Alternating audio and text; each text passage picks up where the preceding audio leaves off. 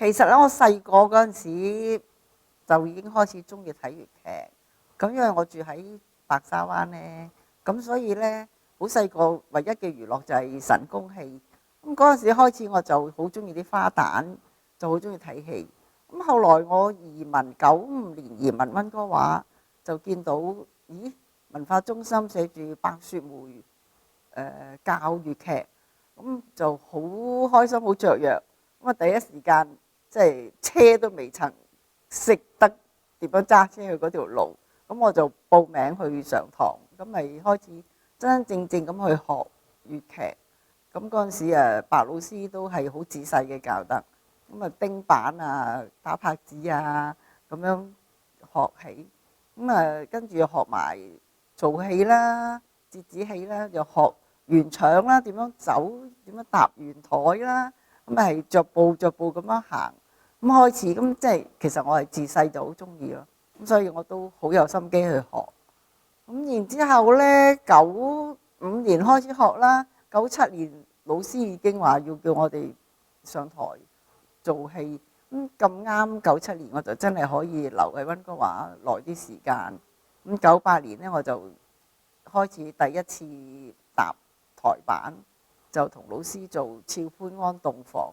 哇！嗰陣時驚到啊，出咗去個台嗰度，四方八面都係台口，彩排嗰日俾老師鬧，出到去好似呆咗都唔識，完全唔識反應。即係你練10年嘅功喺台上，只不過1分鐘。咁當我做完嗰套戲之後，翻到入後台，咦？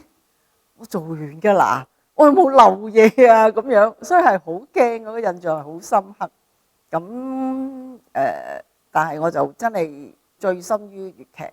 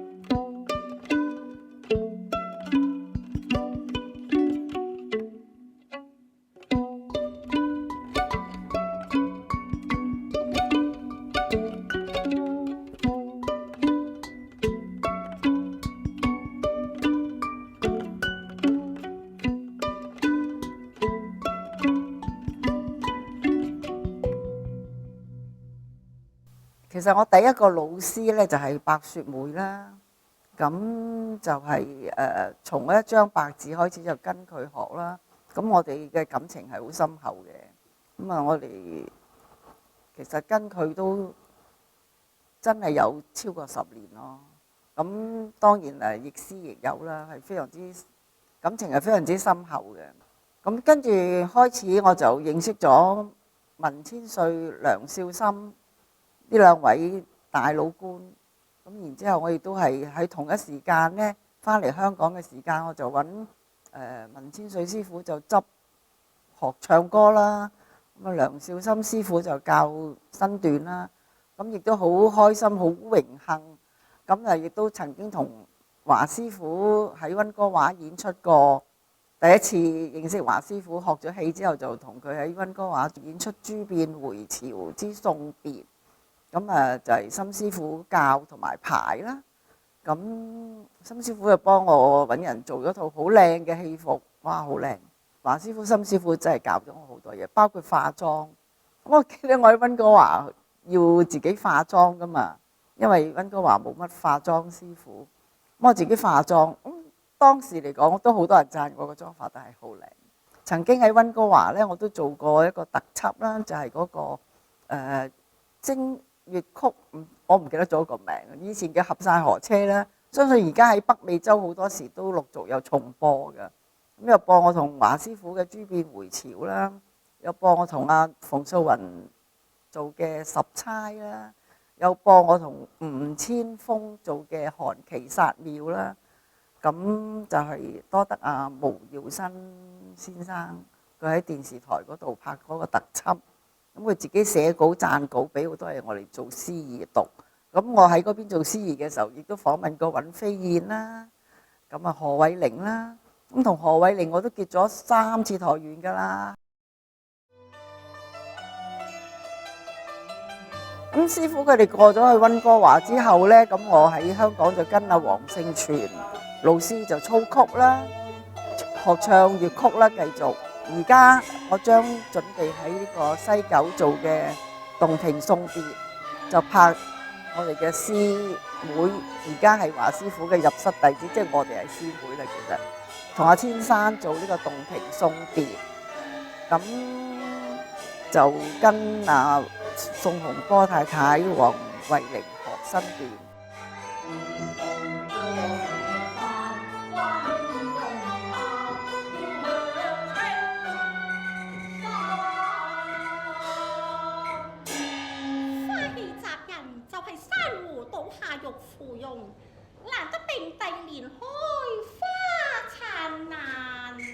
我係好擔心上台表演好有壓力嘅人嚟嘅，咁能夠鼓勵推動我上台演出呢，除咗老師啦，咁就係我過咗身嘅丈夫，因為佢係好支持我學粵劇，好中意睇我喺台上邊做，咁所以呢，佢就算我喺溫哥華做戲都好啦，佢都會飛過嚟溫哥華，咁就睇我做戲啦。咁然之後呢，有啲朋友想同我做戲呢，就問我呢，我就實 say no 嘅。咁呢，好似阿何偉玲咁樣就係同我老公講啦。咁跟住我老公就話好啊，做啊做啊做啊。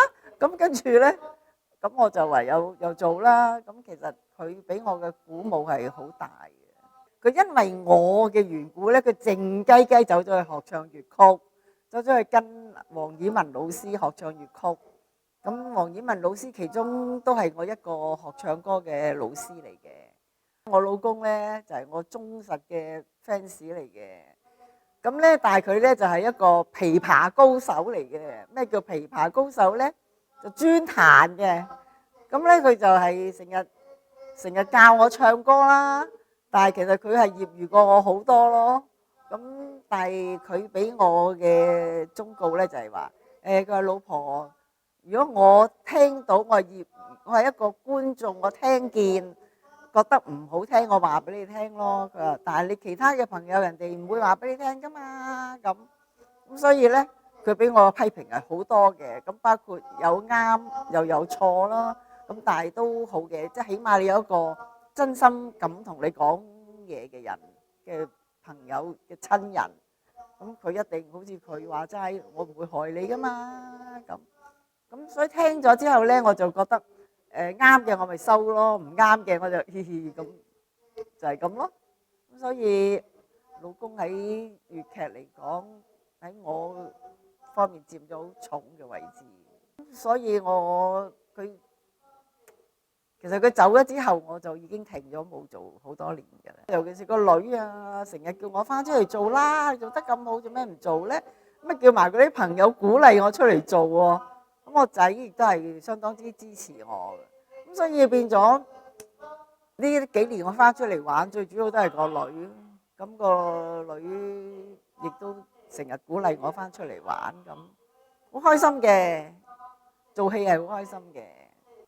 咁而家就翻出嚟玩翻啦。咁將會喺西九演出嘅時候就完咗我個西九嘅舞台夢啦。